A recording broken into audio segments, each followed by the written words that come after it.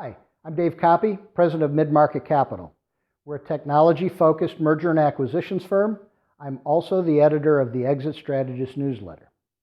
If you're a technology business owner looking to sell your company for strategic value, it's important to first create a great company, but secondly, in your business sale process, it's important to capture and articulate that value in a professionally managed and competitive M&A process.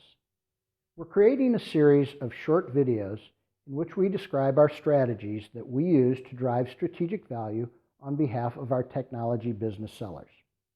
This one we'll call contractually recurring revenue. The market hugely values contractually recurring revenue, as evidenced by the fact that most software companies are moving to a software as a service model.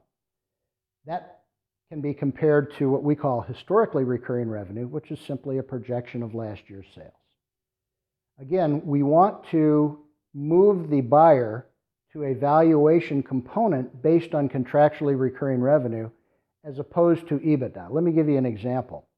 Let's say your EBITDA is $1 million. Let's say you have monthly contracts of $300,000 times 12 months is $3.6 million, times 2 is $7.2 million. It's not unusual for a buyer to pay 2 times contractually recurring revenue. Now compare that to a 5 times EBITDA multiple that most buyers like to start with, and you've got a starting point of $5 million here versus $7.2 million based on contractually recurring revenue. You can see how valuable that is. So if you're a different software company with the same $1 million in EBITDA, but you only have $2 million in contractually recurring revenue, your sales price is going to tend lower and your cash at close will tend lower. Now, ours will be higher on both fronts because with the contractually recurring revenue, buyers perceive that as having a far less risk component than somebody with a lesser value. Now, we use that contractually recurring revenue value as a starting point before we pile on additional components of strategic value.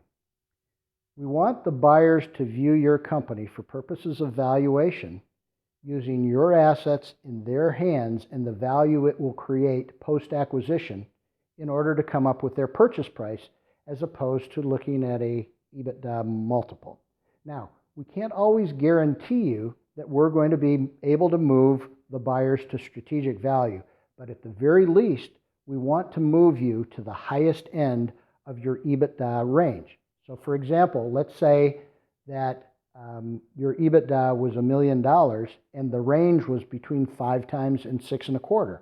Well, if we move you to the upper end of the range, that's now an improvement in value by about $1.25 million, so a 25% improvement. We would love to hear your story. Please email or call us, Mid-Market Capital, optimizing owners' outcomes.